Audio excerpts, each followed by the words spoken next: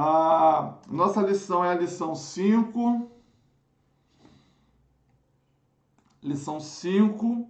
E o texto da Bíblia que eu pedi para você abrir é Salmo 96. Nós vamos ler os versículos de 1 a 13. Eu vou me levantar aqui para pegar minha Bíblia, tá bom?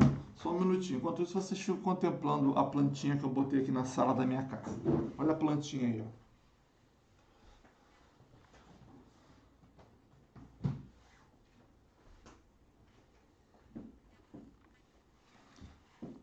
A Luciana vai me pegar porque apareceu a cadeira feia que eu estou sentado, né? Ela queria que eu colocasse uma cadeira bonita para aparecer, mas eu acabei botando essa cadeira aqui mesmo. Eu não imaginava que eu ia me levantar, mas aí eu me levantei, você viu a cadeira feia, depois eu boto a cadeira bonita para ela não ficar triste. Salmo 96, versículo de 1 a 13. O Daniel está pedindo para a gente cantar Espírito no final. Não sei, tá bom. A gente pode até cantar agora, né? Já são 9h30. 9h30 é um horário bom já para a gente começar. Minha mãe linda do coração! Mamãe, olha pro seu filhinho, viu? Seu filho está precisando de oração.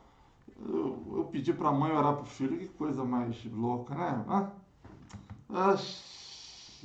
Céu. Meu Deus, se tem uma coisa que mãe faz é orar pelos filhos, né? Deus te abençoe, minha mãe. Continua aqui firme, viu? Sentindo a sua falta também. Sabe que a casa cabe sempre mais um. Seu Hélio, manda um abraço. Se quiser correr para São Lourenço, corre para cá. Que vai ser bênção a presença de vocês aqui. Apesar de que é bom para os velhinhos ficar em casa, né? Então, minha velha, fica em casa também. Não, brincando. Brincando, minha mãe. Vamos ler? Salmos 96. Nós cantamos isso. Cantamos esse salmo aqui, você vai ver agora comigo, ó. Cantem ao Senhor um novo cântico. Cantem ao Senhor todos os habitantes da terra, né? Cantai ao Senhor um cântico novo. Eu estou lendo na versão NVI. Verso 2. Cantem ao Senhor, bendigam o seu nome, cada dia proclamem a sua salvação. Anunciem a sua glória entre as nações, seus feitos maravilhosos entre todos os povos, porque o Senhor é grande e digno de todo louvor, mais temível do que todos os deuses. Eu tenho vontade de cantar de novo. Vou cantar de novo, irmãos. Vou cantar de novo. Canta comigo aí. Glória e majestade estão diante dele, força e formosura no seu santuário. A parte que nós lemos: cantai ao Senhor um cântico novo, cantai ao Senhor todas as terras, cantai ao Senhor, bendizei o seu nome, proclamai a sua salvação. Lemos também, ó. Anunciai entre as nações a sua glória, entre todos os povos as suas maravilhas, porque grande é o Senhor, muito digno de ser louvado, mais temível do que falsos deuses.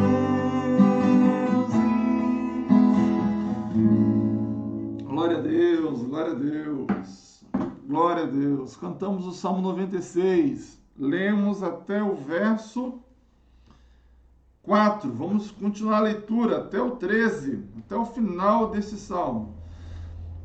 Todos os deuses das nações não passam de ídolos, mas o Senhor fez os céus. Majestade e esplendor estão diante dele, glória e majestade estão diante dele, poder e dignidade no seu santuário. Deem ao Senhor, ó famílias das nações, deem ao Senhor glória e força, deem ao Senhor glória devida ao seu nome, entre nos seus átrios, trazendo ofertas. Adorem ao Senhor no esplendor da sua santidade, tremam diante dele todos os habitantes da terra. Digam entre as nações, o Senhor reina. Por isso firme está o mundo e não se abalará. Ele julgará os povos com justiça. Regozijem-se os céus e exultem a terra, ressoem o mar e tudo o que nele existe. Regozijem-se os campos e tudo o que neles há. Cantem de alegria todas as árvores da floresta. Cantem diante do Senhor, porque ele vem julgar a terra. Julgará o mundo com justiça e os povos com sua fidelidade. Amém? Amém? Glória a Jesus. Bom, esse é um salmo que eu posso dizer um salmo missionário. Vocês identificaram os versículos missionários desse salmo? Cadê você aí, se comunicando? Bota aí para mim os versículos aí que você achou na Bíblia. Desse salmo, os versículos que eu poderia dizer que são versículos missionários. Quais versículos aí que a gente pode estar pensando da vontade de Deus de abençoar o mundo, de abençoar todos os povos? Antes, o povo de Israel achava que ele era o único interesse de Deus, que Deus só pensava nele, que Deus só pensava no povo que foi tirado do Egito com mão poderosa. Mas não. De Gênesis a Apocalipse, você percebe o interesse de Deus com todos os povos, com todas as nações, todas as línguas, que todos glorifiquem a Deus, que todos bendigam o seu santo nome. Abraão, em ti serão benditas todas as famílias da terra, não apenas as famílias, não apenas a família de Abraão, não apenas Jacó, Isaac, não apenas, todas as famílias da terra. Onde você vê aqui, versículo que indica esse desejo de Deus sobre todos. A Micheline colocou aí o versículo 3, perfeito, Micheline. Foi logo a primeira ali, anuncia a sua glória entre as nações. O desejo de Deus é que todas as nações sintam, vejam, recebam a glória de Deus. Mas em Romanos falam que todos pecaram e destituídos estão da glória de Deus. Todos pecaram e não podem ver a glória de Deus. Entra aí o mistério do corpo de Jesus. Entra aí o ministério de Cristo, que é anunciar o perdão dos pecados. Em Cristo nós temos o perdão dos pecados. E uma vez os pecados perdoados, podemos mais uma vez ver a glória de Deus. Entre as nações precisamos levar o nome de Jesus. Bom, então, pelo que eu estou vendo, só a Micheline identificou aí um versículo, né? Há outros versículos, há vários versículos no Salmo 96 que indicam esse desejo de Deus de abençoar todas as nações. Então, hoje a nossa lição será uma lição missionária, será uma lição que fala um pouco da visão missionária, não só da visão missionária, como também de um novo posicionamento, uma maneira diferente de você ver o mundo, lidar o mundo. Eu vou ler a introdução com você e já explico melhor isso. Vamos lá. Eita, Cristina, agora foi abusada, né? Botou logo 4, acho que botou tudo. Cristina é minha discípula fiel. Essa aí... Ó, vou te contar uma coisa.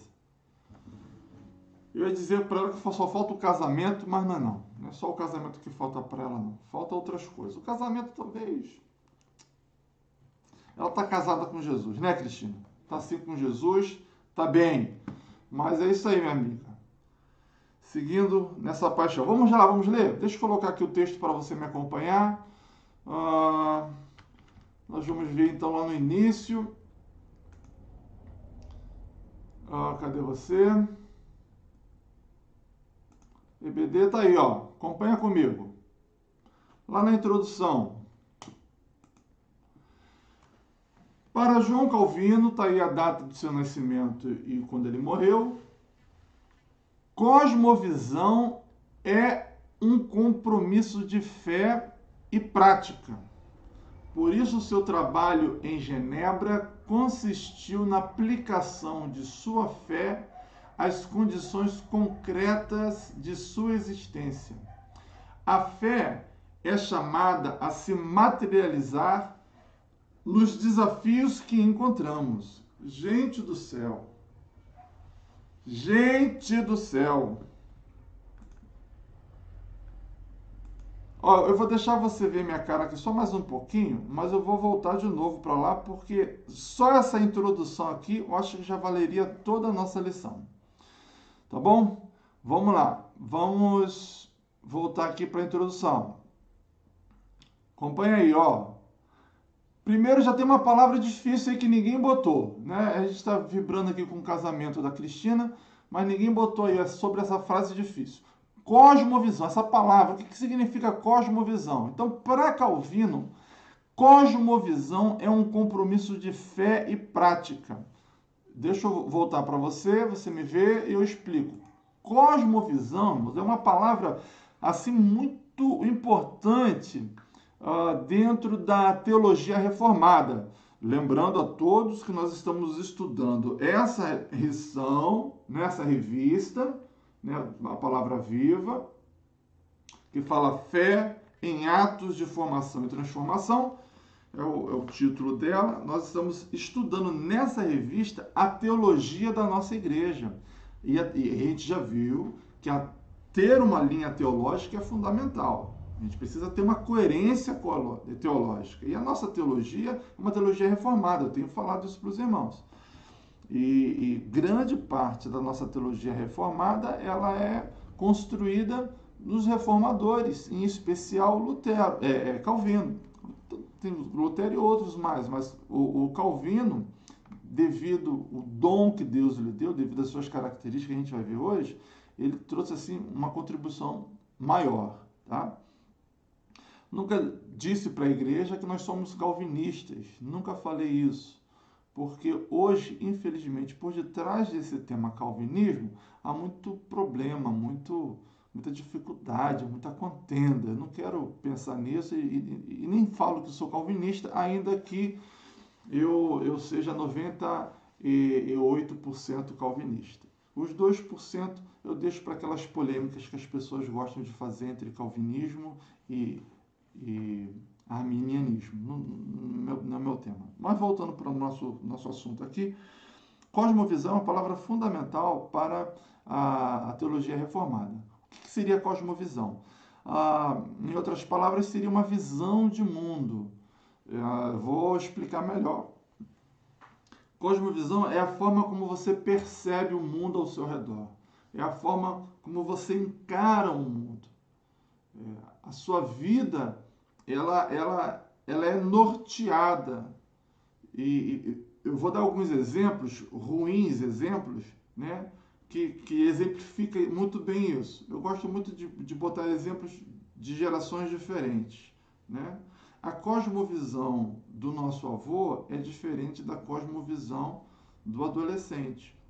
O avô, em relação ao consumo, por exemplo, ele tem uma visão completamente diferente do que a visão de um adolescente. Enquanto o avô ele prioriza outras coisas, e principalmente o avô que não está muito no mundo tecnológico, um mundo mais analógico, eles têm outros objetivos, outras aspirações. Diferente do adolescente que não mede esforços para consumir e principalmente consumir coisas tecnológicas. Veja, a visão de mundo, o sentido de mundo, o propósito de mundo deles é diferente. Chamamos isso de cosmovisão. E o crente, ele precisa ter essa cosmovisão cristã. Ele precisa ter uma visão de mundo, ele precisa se perceber como pessoa e propósitos completamente impregnado dos valores cristãos, né? E particularmente, Calvino, ele dá algumas ênfases, alguns destaques, poxa, que eu achei extraordinário quando os conheci. E aqui na frase que destaquei aqui, da cosmovisão, eu não, o autor, ele diz assim, ó, cosmovisão é um compromisso de fé e prática. Isso muda muita coisa, porque para muitas pessoas a fé ela está desassociada da prática. Em que sentido? Nós vivemos a nossa vida cristã e essa vida cristã ela é restrita à igreja. Fora da igreja, a vida cristã não faz muito sentido, não faz muito significado. Os dons, isso a gente vai ver ao longo da lição, os dons que Deus dá para muitos, esses dons se resumem a falar em línguas, a ter visão, a profetizar, dons relacionados ao contexto eclesiástico, ao contexto igreja. Calvino vai discordar disso. Calvino vai dizer, não, dom é tudo aquilo que Deus lhe dá capacidade para fazer bem. O que você faz bem? Isso foi um dom de Deus.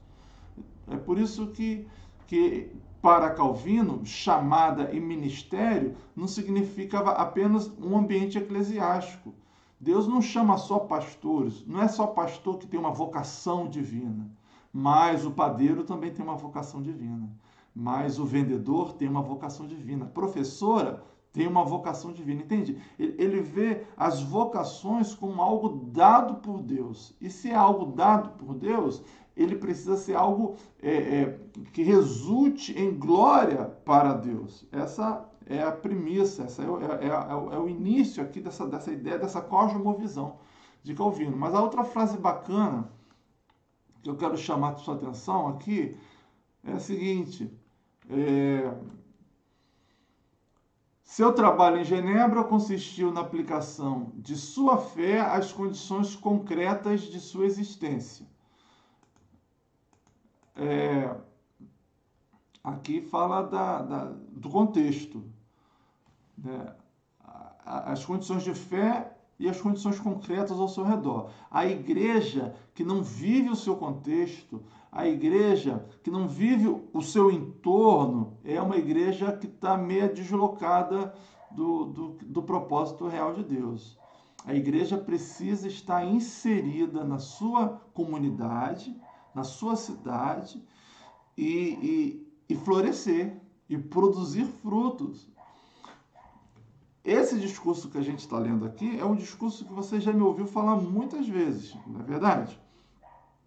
Da onde vem esse discurso? Vem dessa visão, dessa cosmovisão que os reformadores introduziu. Ou, esse aqui, né, tirou a poeira, porque, não se esqueça, nós estamos num ambiente da reforma protestante. A igreja até então era apenas a igreja católica, tinha lá também a igreja oriental, que tinha suas vertentes, mas nosso contexto ocidental, né, a igreja católica. E aí os reformadores tentaram fazer essa reforma na igreja, mas a igreja não aceitou. Excomungaram eles e eles fundaram uma nova reforma, uma nova igreja, que não era o propósito de Lutero.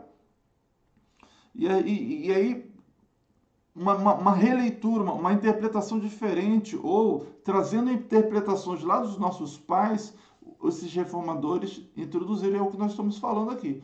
Então, não faz sentido viver a fé cristã num ambiente apenas dentro da igreja. Não faz sentido nenhum. Não foi isso que Jesus nos chamou. Isso foi um ranço. É o ranço carioca, né, que eu falo. Isso foi uma mania que a igreja, ao longo dos anos, ela adquiriu e ficou presa dentro de quatro paredes. Na sua espiritualidade, no seu serviço, no seu adorar a Deus. E aqui nós estamos quebrando esses muros e dizer que a igreja ela deve manifestar a sua espiritualidade, como já falei tempos atrás, dentro de casa, no seu trabalho, no seu entorno, na sua vizinhança, no seu bairro. E a igreja precisa fazer diferença. Eu venho de uma cidade de mais de 1 milhão de habitantes, que é São Gonçalo, é o segundo maior município do estado do Rio. Já tivemos diversos prefeitos evangélicos que impactaram muito pouco a cidade. Muito pouco. A cidade continuou com seus índices de violência, com seus índices de criminalidade. Eu não vou jogar isso sobre os prefeitos, que talvez possa ser muito injusto, mas São Gonçalo é uma das cidades que mais tem igrejas por metro quadrado. A população de evangélicos lá é gigantesca, mas me parece que esses evangélicos vivem a sua espiritualidade apenas dentro de suas igrejas, porque a cidade não é impactada com isso. A cidade não foi transformada com isso. Nada.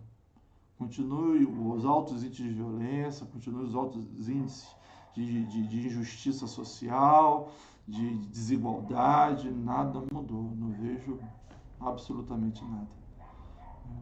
Isso falta um pouco dessa visão do que nós estamos ensinando aqui da igreja, pensar fora da caixinha. O sal está fora do saleiro, entendeu? Para que ele possa ter sentido e significado. Tudo isso nessa introdução. A verdade é que a nossa lição de hoje ela é uma lição muito simples, ela é muito curta. O que ela vai trazer muito são dados históricos, né? Dados históricos a respeito da Academia de Genebra, né? A gente vai entender isso. Na verdade, o que é a Academia de Genebra? É uma universidade fundada por Calvino na cidade de Genebra, que fica na Suíça. Por isso, Academia de Genebra. Mas foi uma iniciativa assim, bacana demais. Eu acho que a gente pode trazer diversas aplicações hoje para a gente. Então, tá aí. Então, finalizando aqui, reforçando mais uma vez, a fé é chamada a se materializar nos desafios que encontramos. A fé é chamada a se materializar nos desafios que encontramos. Quais desafios?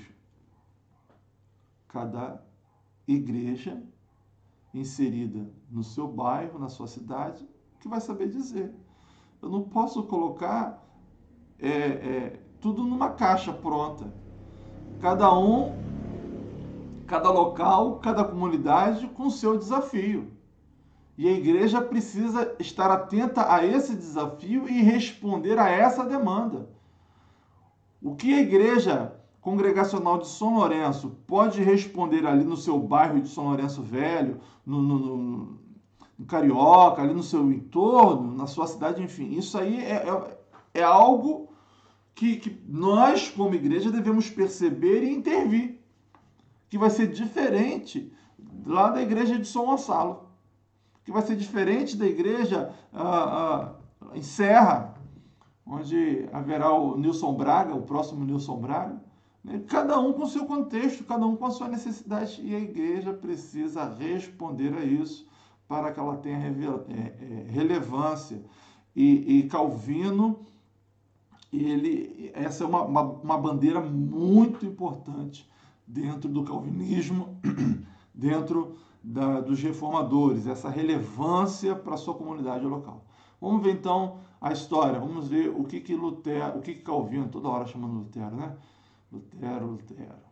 Descansa em paz, filho. Vamos lá, vamos ver o que Calvino o que é essa igreja, né? O que é essa Academia de Genebra tem a nos ensinar. Vamos conhecer essa história um pouquinho? Vamos lá para a revista? Bom, o início da reforma em Genebra. Genebra, então, é uma cidade lá na Suíça. Calvino estudou em universidades de renome na França. Vamos ler aqui que fica melhor. Vamos lá. Calvino estudou em universidades de renome na França, tendo como mestres alguns dos grandes professores de sua época. Ele conhecia bem a desafiadora estrutura e rotina universitária. Toda a nossa história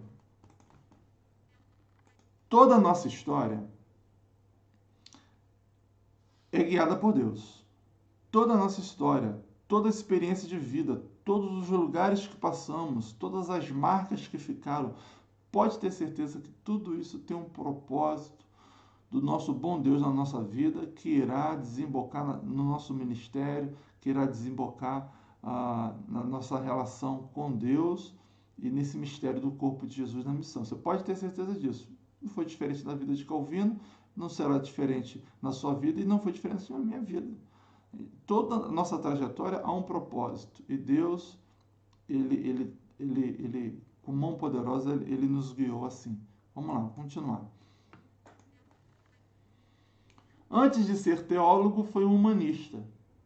Sua filosofia de ensino reflete sua apurada formação e maturidade intelectual dentro de um referencial que partia das Escrituras, tendo a soberania de Deus como princípio orientador e a glória de Deus como fim de todas as coisas, inclusive nosso saber.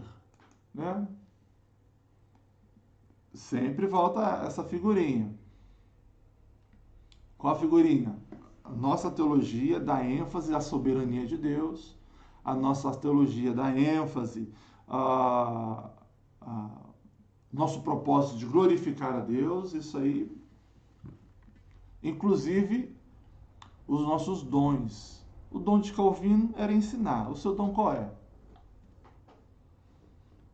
Estou vendo aqui nosso irmão Luciano. Deus te abençoe, querido. Guerreiro. O guerreiro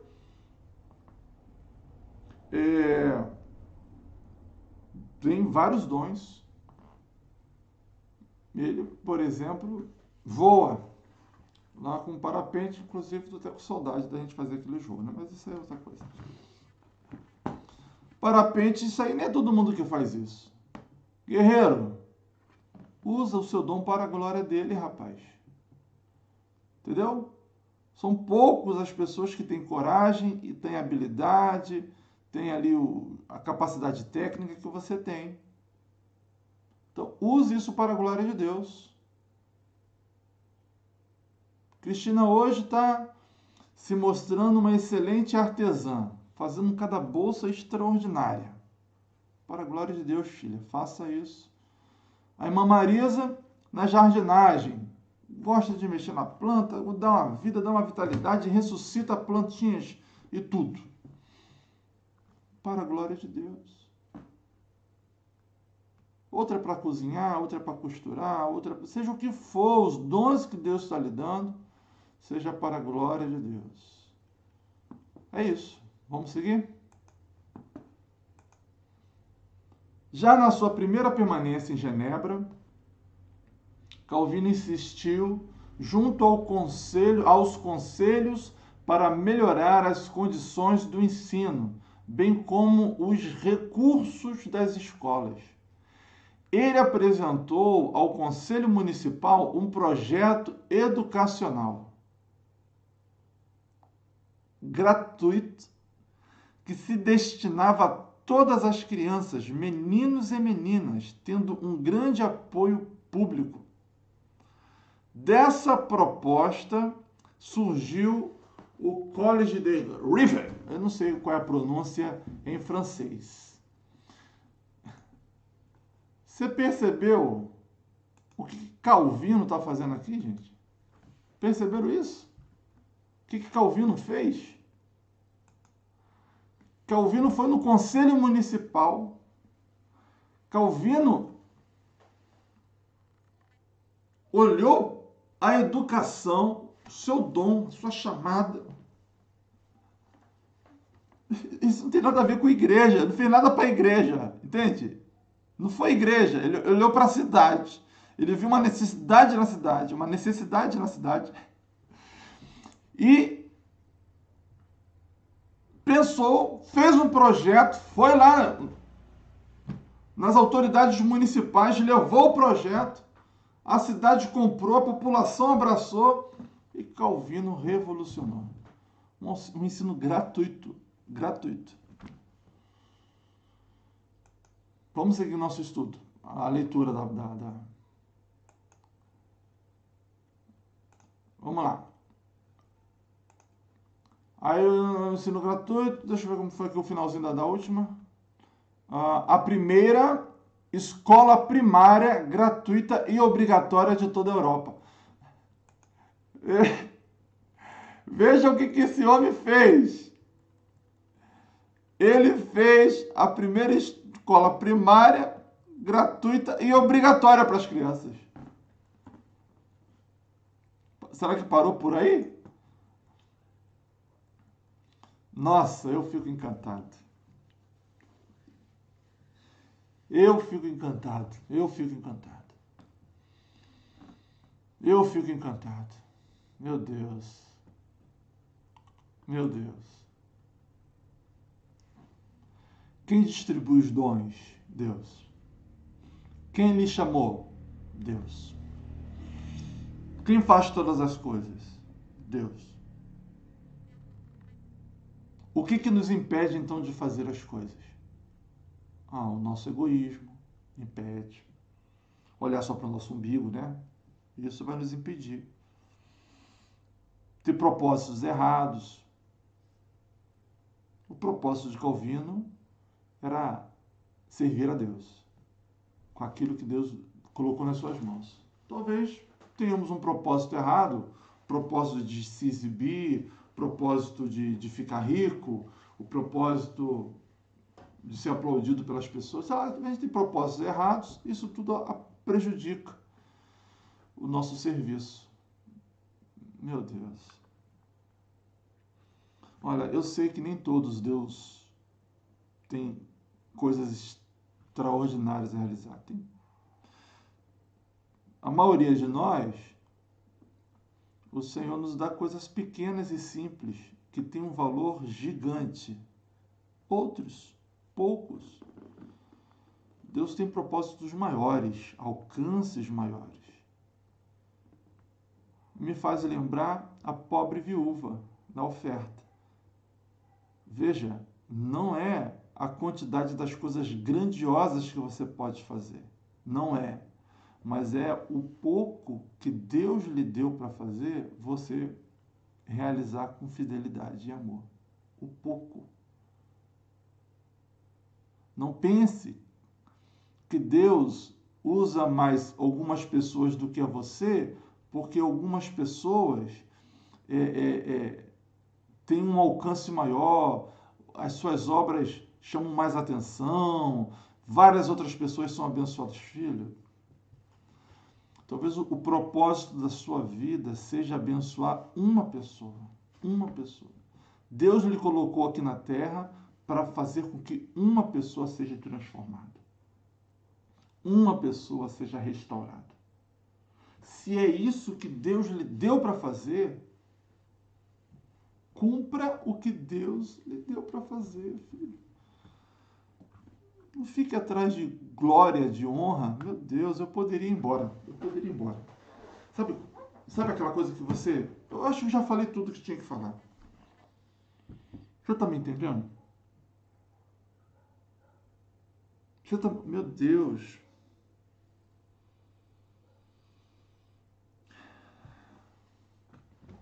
O Espírito Santo fala com a gente, irmãos. O Espírito Santo fala com a gente. O que você tem que fazer é apenas aquilo que Deus confiou para você fazer. Se é se é muitos, não cabe a mim nem a você. Mas cabe a Ele, que usa quem Ele quer, do jeito que Ele quer, da forma como Ele quer. Mas o que a gente precisa ter em mente é cuidado com aquilo que nos impede de fazer o que Deus nos manda fazer, que Deus nos vocaciona a fazer. Eu sei que a ganância pode nos impedir, eu sei que a vaidade pode nos impedir, eu sei que o orgulho pode nos impedir, eu sei que o egoísmo pode nos impedir. Então você fica atento a essas coisas e deixa Deus te conduzir, barquinho. Ô barquinho, solte o cabo. Deixa que Jesus vai conduzir a sua vida. Amém? Glória a Deus. Vamos conhecer um pouco mais da história.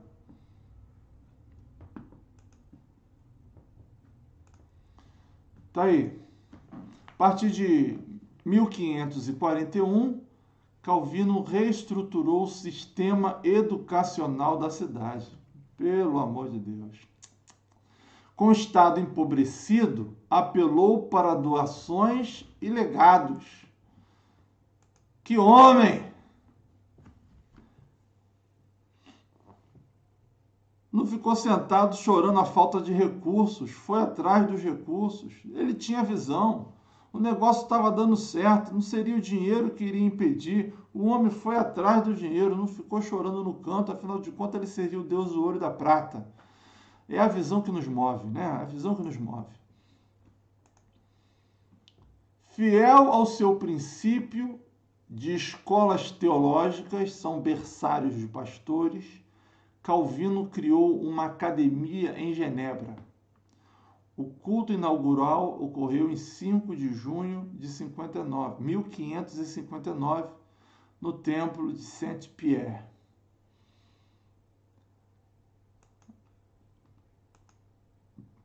Ele tinha uma missão, que era levar educação a todas as crianças, nesse primeiro momento. Mas ele tinha um princípio, que era a educação teológica, que era a pregação do Evangelho, o ensino das Escrituras. Ele não abandonou, continuou. Seguindo. A academia teve uma origem modesta, mas Calvino se esforçou por constituir um corpo docente competente. No entanto, a academia, no seu início, teve apenas 5 professores. O João Calvino, o Theodore de Bessa, está aí a sua data de nascimento e falecimento, que se revezavam no ensino de teologia. Teve esse outro Antônio Chevalier, professor de hebraico.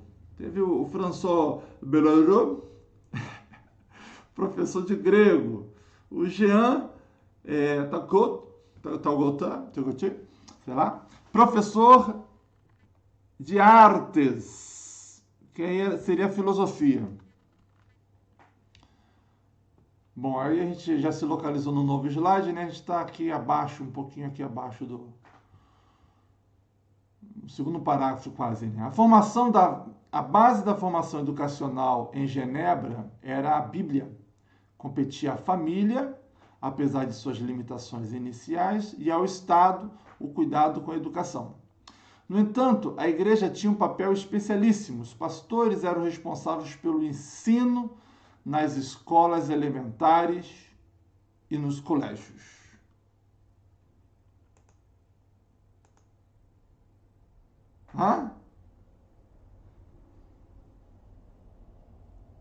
Sabemos que a educação mudou, as coisas evoluíram, mas não se esqueça que nós estamos falando aqui da primeira escola primária obrigatória e gratuita da Europa.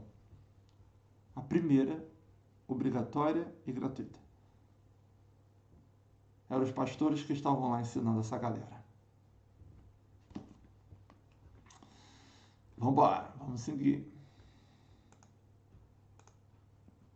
A academia iniciou com 600 alunos, aumentando já no primeiro ano para 900, a quem coube a educação dos protestantes da língua francesa, atingindo em sua maioria alunos estrangeiros vindos da França, Holanda, Inglaterra, Alemanha, Itália e de outras cidades da Suíça.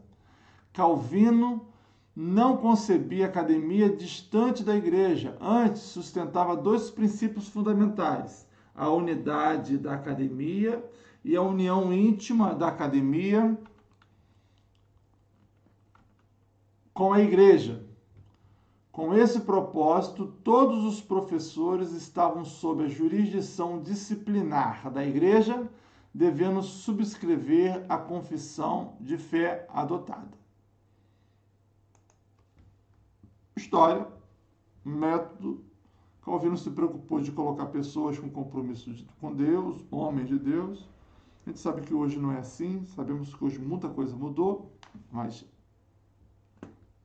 reforçando, a primeira escola primária gratuita e obrigatória foi uma iniciativa de um pastor, de um servo de Deus, de um teólogo, né, que até então não, volto, que não se limitou a cuidar da igreja, mas cuidou da cidade, com seus dons e seus recursos. Nosso desafio. Vamos voltar? Vamos ler a história, né? Vamos fazer a história e depois a gente finaliza aqui com... Acho que eu já estou trazendo bastante aplicação, né? Mas vamos conhecer a história. A instituição estava dividida em duas partes: a escola privada, que equivalia ao colégio, ao ginásio, dividido de 7 séries, é o nosso ensino fundamental, ensino médio, né? Destinava-se a jovens de até 16 anos. E a escola pública, ou academia, que continuava o colégio ministrando o ensino superior. Então, veja que ele começou com o ensino primário e agora se estendeu até o ensino superior. O currículo incluía disciplinas como teologia, hebraico, grego, filosofia, matemática e retórica. Entre outros, eram estudados autores gregos e latinos, como Heródoto, Xenofonte, Romero, Demóstenes, tudo Plutarco, Platão, Cícero, Virgílio, Ovídio, tudo turma lá da filosofia. Nas Institutas, Calvino escreveu, aí palavras de Calvino: admito que a leitura de Demóstenes e Cícero, de Platão ou Aristóteles, ou de qualquer outro da classe deles, nos atrai maravilhosamente, nos deleita e nos comove ao ponto de nos arrebatar. Isso está nas Institutas, famosa produção literária de Lutero. Veja a história. Vamos continuar com ela?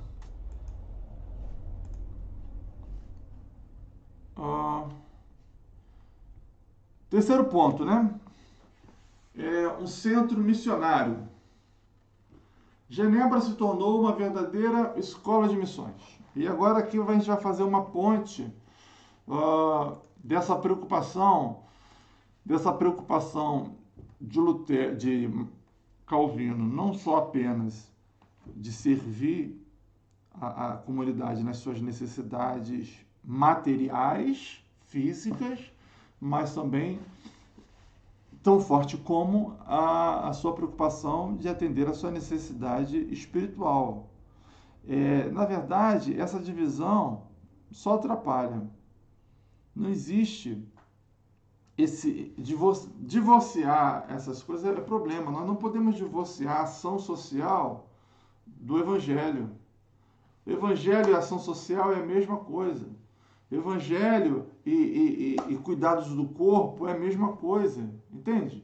Por isso que eu falo que fazer atividade física é tão espiritual quanto ler a Bíblia, quanto orar.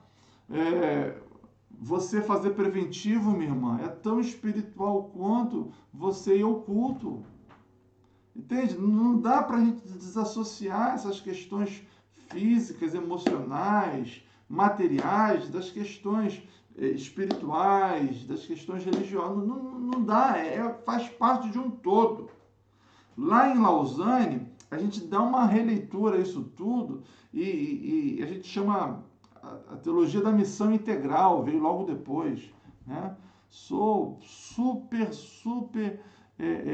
fã e adepto dessa missão integral, dessa ideia. Ultimamente, talvez nem todos da nossa igreja tenham a ciência disso, houve certa confusão em torno disso, mas eu não estou para essas bobagens não, viu? De polêmicas, né? A missão integral é pregar todo o evangelho para o homem todo. A gente leu isso no Pacto de Lausanne. E é isso. E então, agora a gente vai ver na parte histórica a ênfase missionária, que é a terceira e última parte do nosso estudo aqui. Vamos lá.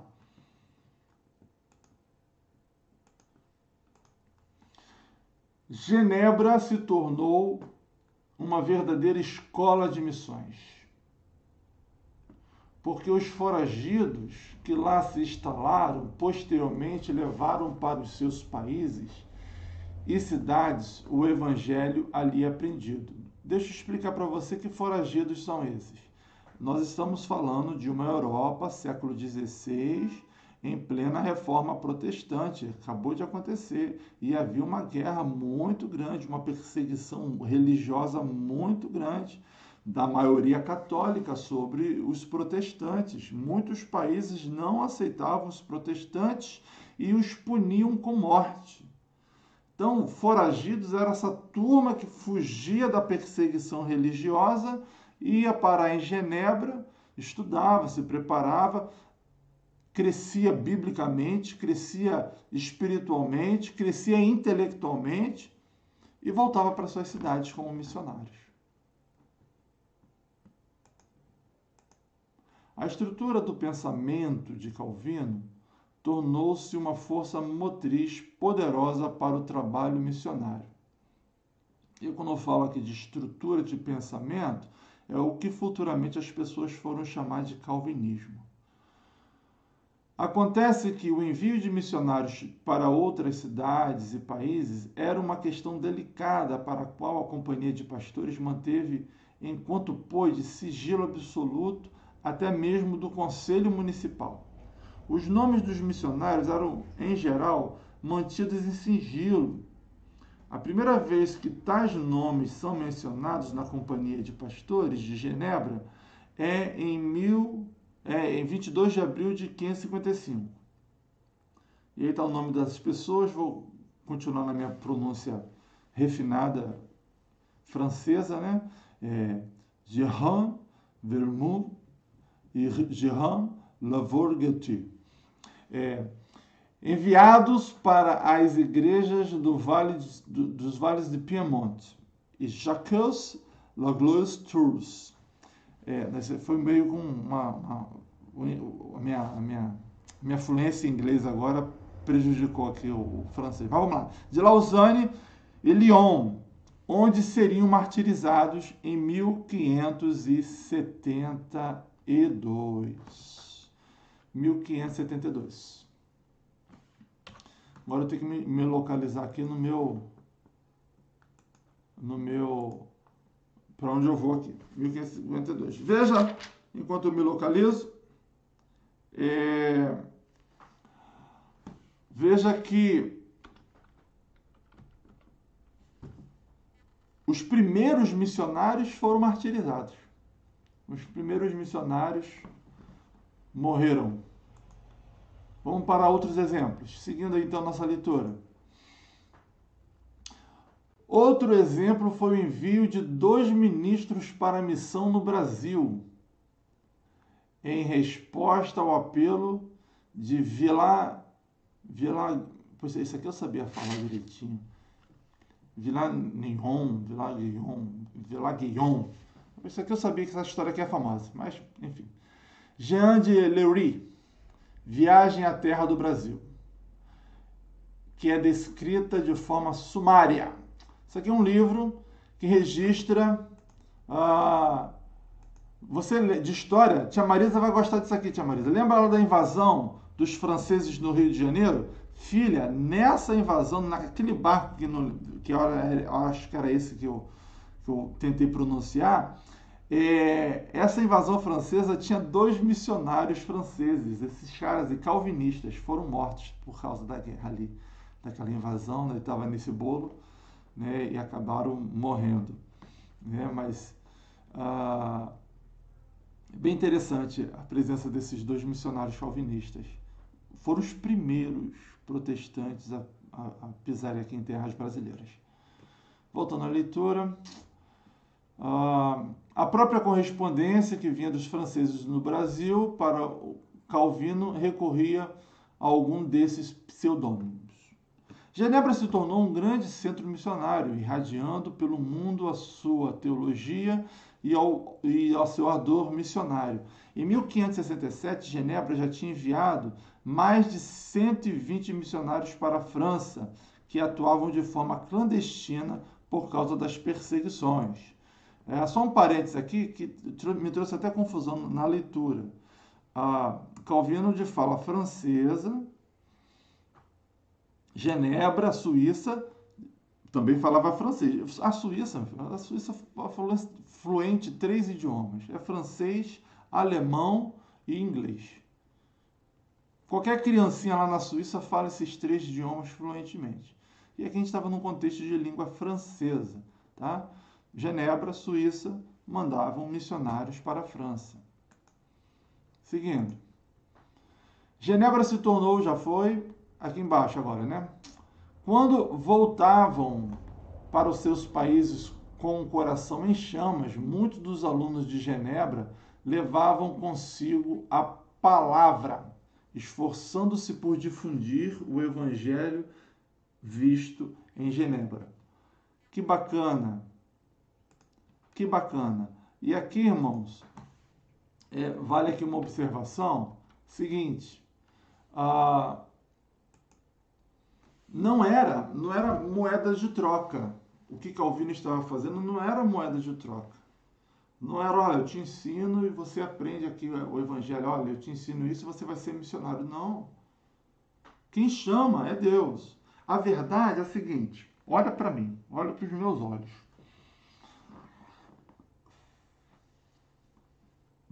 Quando a igreja do Senhor serve, quando a igreja do Senhor entra dentro da sua comunidade para suprir as necessidades da sua comunidade, quando a igreja, quando o sal sai do saleiro para salgar o seu entorno,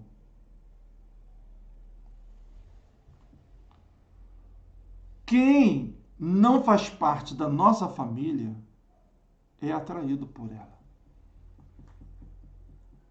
As pessoas, quando recebem uma benfeitoria, quando são atendidas pela igreja fora do contexto de igreja, é atraído para dentro da igreja. Está entendendo?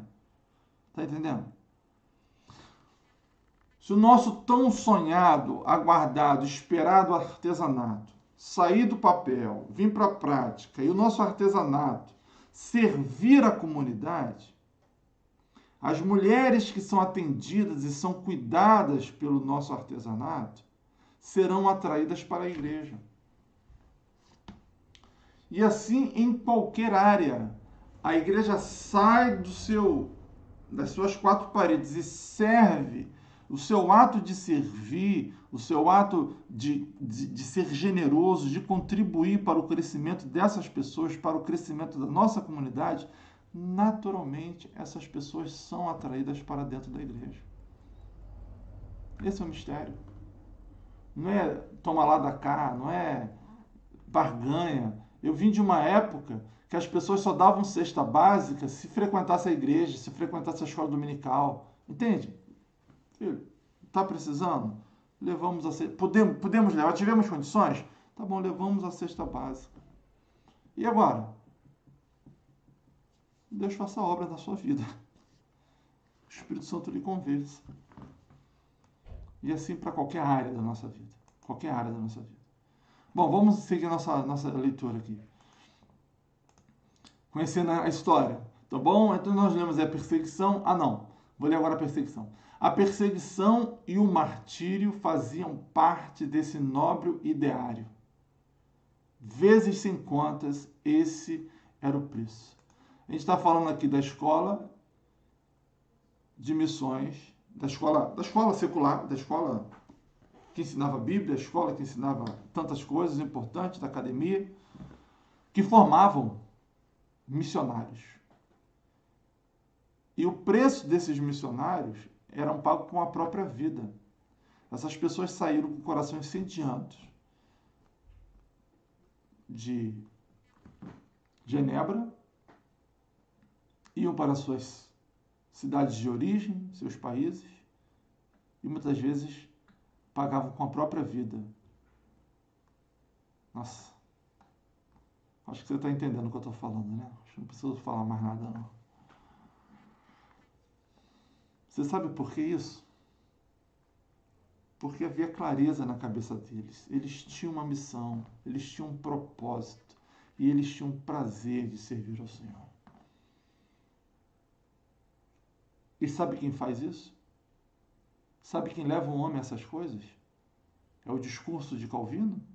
É o discurso do pastor? É o ensino? Não. Só o Espírito Santo pode fazer isso. Muitos são chamados, poucos escolhidos. Somente os escolhidos. Somente aqueles que ouvem a voz do Espírito e vai.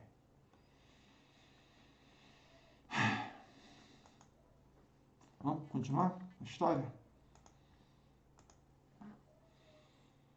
A proclamação do Evangelho objetiva glorificar a Deus. O nome de Deus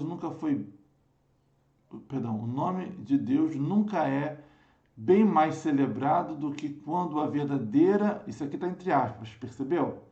Esse aspas aqui, é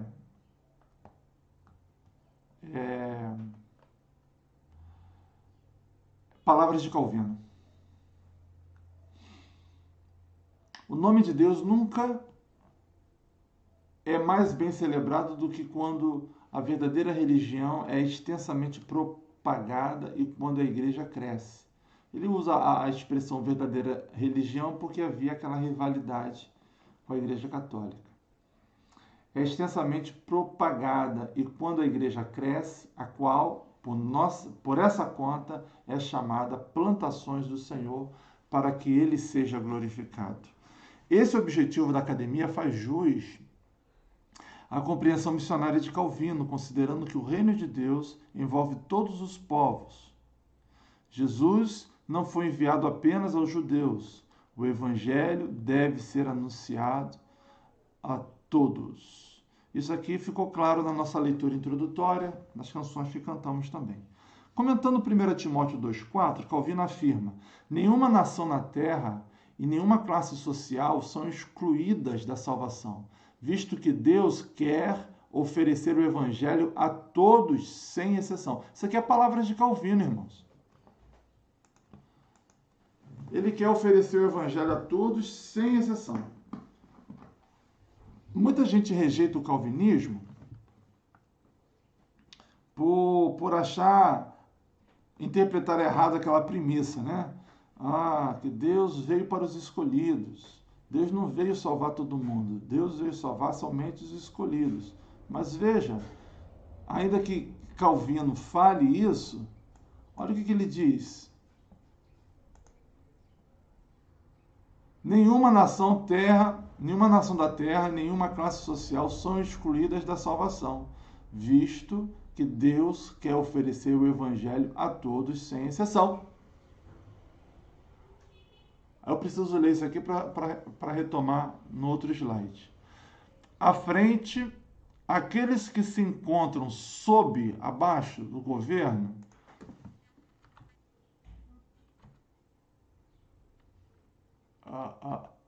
do mesmo Deus, não são excluídos para sempre da esperança de salvação. Por isso, o Senhor ordena aos ministros do Evangelho que preguem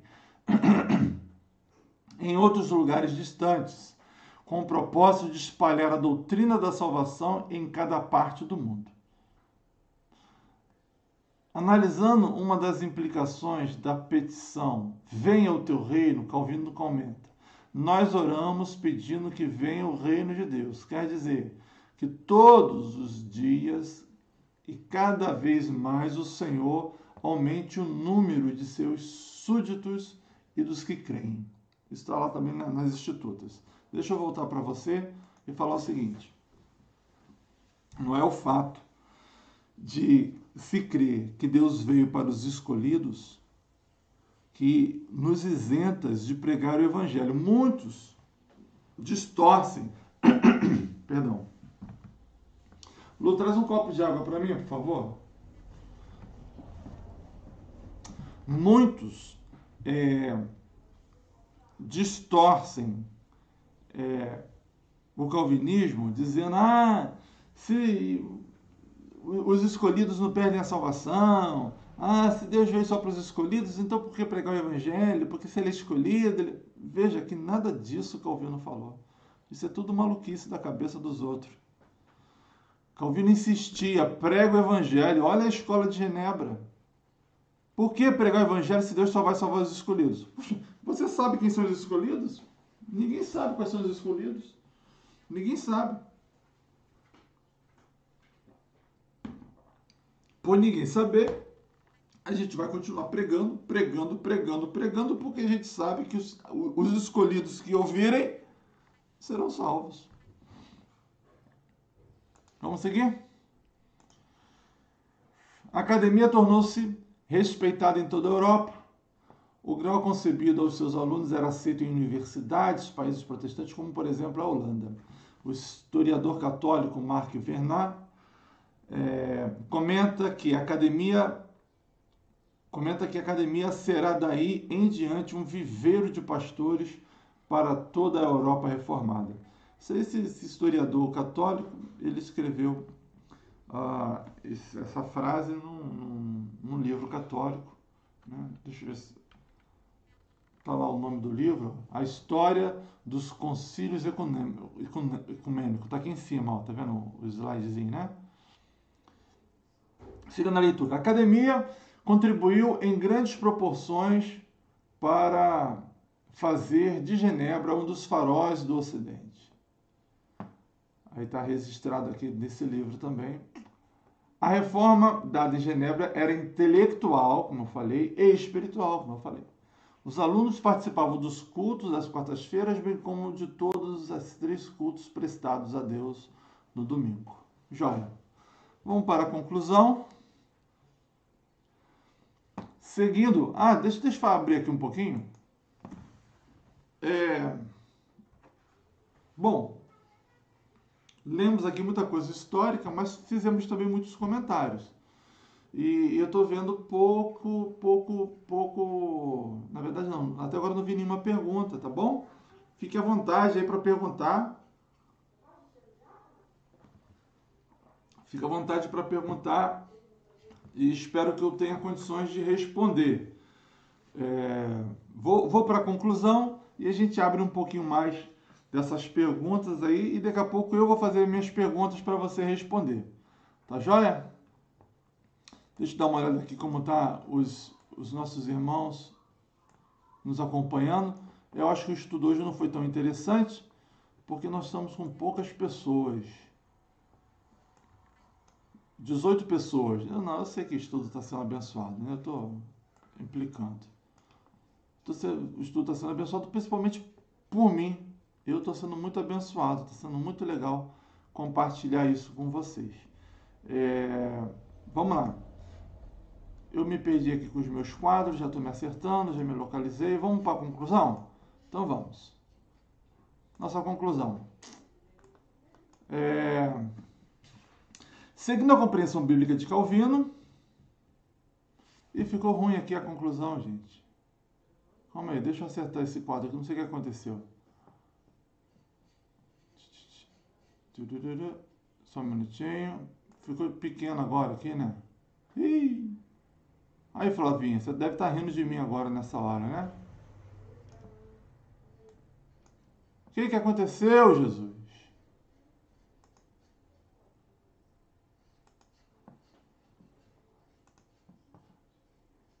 Deixa eu acertar isso aqui. Não sei o que aconteceu aqui, não, mas já vou acertar.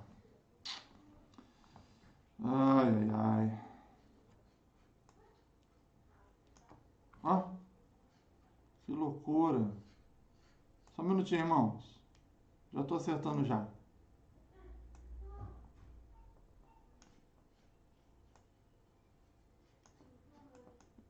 Enquanto isso dá tempo de você perguntar, né? Ou se não dá tempo de perguntar, dá tempo de interceder. Intercede por mim para eu ficar livre desses embaraços aqui. Mas já está quase já. Só mais um minutinho. Lá, iririri. Pronto. Acertou. Foi. Vamos lá. Seguindo a compreensão bíblica de Calvino, devemos trabalhar com urgência dentro da esfera que nos foi confiada. Nos foi confiada por quem? Por Deus. O que nos pertence, o que não nos pertence, deixemos onde está de modo firme e seguro, sob os cuidados de Deus. Eu acho isso bacana. Cadê? Deixa eu voltar. Acho isso bacana essa ideia aqui, porque isso acontece muito comigo. Eu sou muito ansioso para essas coisas, né? Eu tenho que fazer aquilo que Deus me manda fazer. Ponto.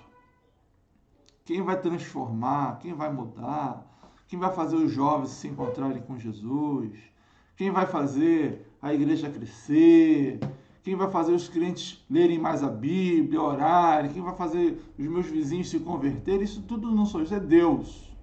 O que cabe a mim é fazer o que Deus me manda fazer. E pronto. E deixe que o resto está aos cuidados de Deus, não é isso? Olha, o resto está sob os cuidados de Deus e acabou. É isso que a gente tem que ter em mente. Simples assim. Eu que sou brabo, eu que sou chato. Continuando. Eu vou ter que acertar aqui de novo. Vai orando aí, irmão. Vai orando enquanto eu acerto.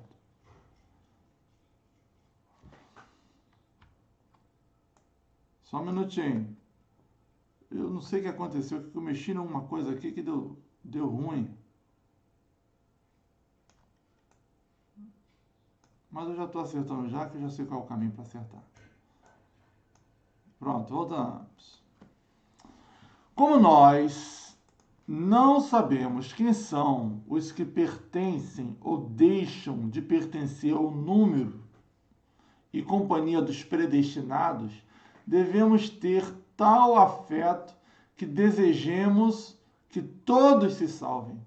E assim procuremos fazer o que todos aqueles que encontrarmos sejam participantes de nossa paz. Isso está entre aspas, porque é palavras de Calvino. Palavras de Calvino. Como assim interpretar o calvinismo como algo que exclui as pessoas? Pô, outros doidos podem até falar isso. Outros doidos podem até não querer evangelizar, não querer orar, se justificando porque Deus escolheu, e aí eu posso ir para o mundo, posso fazer o que acontecer, que você sabe porque Deus me escolheu. Pode fazer. Calvino mesmo não fala isso. Eu também não vou falar isso, não. Eu vou continuar pregando, continuar apoiando a causa missionária, vou continuar orando, vou continuar fazendo, me esforçando, porque entendo que esse meu esforço, que esse meu empenho já é fruto da graça e da misericórdia de Deus na minha vida, não é fruto do meu intelecto, não é fruto da minha vontade, isso é o poder de Deus na minha vida. Então veja que não justifica alguns posicionamentos. Talvez eu esteja falando isso desnecessariamente, porque talvez você nunca tenha se encontrado num embate desse de calvinismo e arminianismo. Mas agora eu já falei. Vamos concluir. Ainda nas palavras de Calvino. Quanto ao que nos concerne, deverá ser a todos aplicada a semelhança de um remédio salutar e severa correção, para que não pereçam eles próprios, ou a outros não percam. Deus, porém, pertencerá fazê-lo eficaz àqueles a quem pré-conheceu e predestinou. Veja aqui, então, é só um reforço de tudo que eu tenho falado, né? Calvino, ele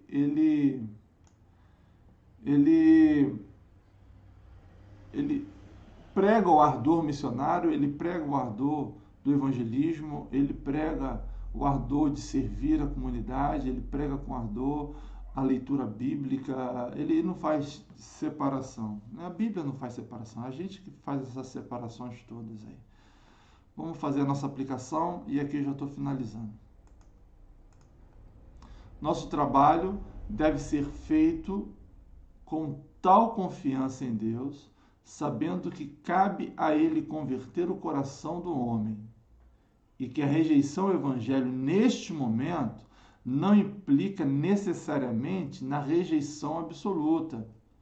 Veja, não cai no extremo de que você pregou o evangelho, a pessoa não aceitou, não pense que aquilo ali, Deus já o reprovou. Não, continue na mesma pessoa, seja como for. Se ele é um escolhido, até o final da vida, ele vai se render ao evangelho. Mas isso não exclui a sua participação de continuar pregando. É isso que está dizendo aqui.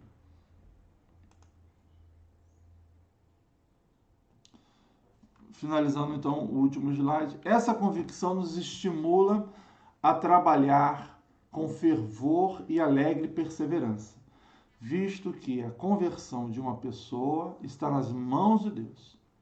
Quem sabe se aqueles que hoje parecem empedernidos, ou seja, endurecidos, subitamente não sejam transformados pelo poder de Deus em pessoas diferentes. Quem sabe? A gente não sabe. A gente continua pregando porque a gente entende que Deus, no tempo dele, é capaz de fazer isso. E assim, ao recordarmos que o arrependimento é dom e obra de Deus, acalentaremos esperança. Acalentaremos aí é aquela coisa do vamos receber com amor, com carinho, com afago, vamos bem receber, esperança mais viva, encorajados por essa certeza, aceleraremos nosso labor e cuidaremos da instrução dos rebeldes. Devemos encará-lo da seguinte forma: é nosso dever semear e regar. E enquanto fazemos, devemos esperar que Deus dê o crescimento. Joia demais, né? Portanto, nossos esforços e labores são por si sós infrutíferos. E, no entanto, pela graça de Deus, não são infrutíferos. Palavras de Calvino também. É isso aí. O que nós aprendemos hoje? Nós aprendemos que Deus nos dá dons e talentos, Deus nos vocaciona, e essa vocação, ela não está restrita ao ambiente da igreja. Essa vocação refere à vida. Você vive, e aos que vivem, Deus deu dons e talentos. E esses dons e talentos devem ser feitos para a glória de Deus. A nossa vida, por causa da soberania do Senhor, toda ela é conduzida segundo o bom propósito de Deus. E tudo temos lições e aprendizados que será útil para a pregação, a propagação do Evangelho, seja por meio dos nossos dons, da nossa vocação, seja por meio da nossa proclamação. E nós não podemos servir a Deus dentro de quatro paredes chamada igreja. Nós temos que servir a Deus inseridos na nossa comunidade, entendendo a necessidade da nossa comunidade, do nosso vizinho, da nossa família, do nosso ambiente de trabalho. É nesse contexto que vem o que tenho falado tanto para vocês, que o nosso campo missionário é onde Deus nos coloca. Percebe?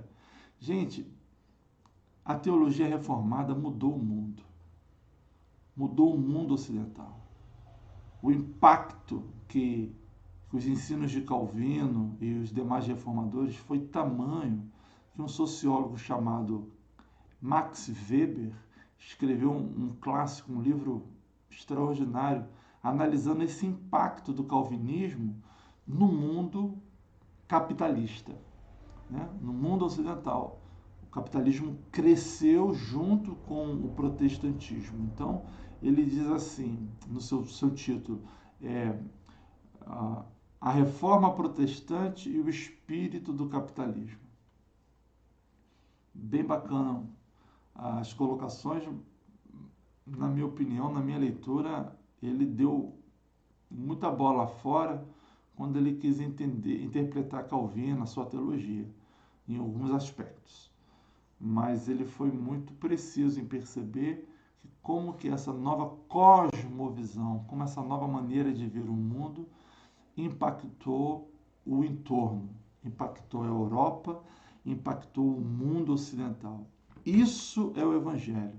O Evangelho transformou a Europa, transformou o Ocidente. O Evangelho transformará não só a sua vida, mas transformará o seu bairro, transformará a sua cidade, o seu estado, o Brasil. A visão calvinista, a ideia calvinista, a ideia dessa reforma, né? dessa igreja reformada, ele traz isso com muito ardor. Eu creio, eu ensino e é o meu desejo para a nossa igreja. Amém?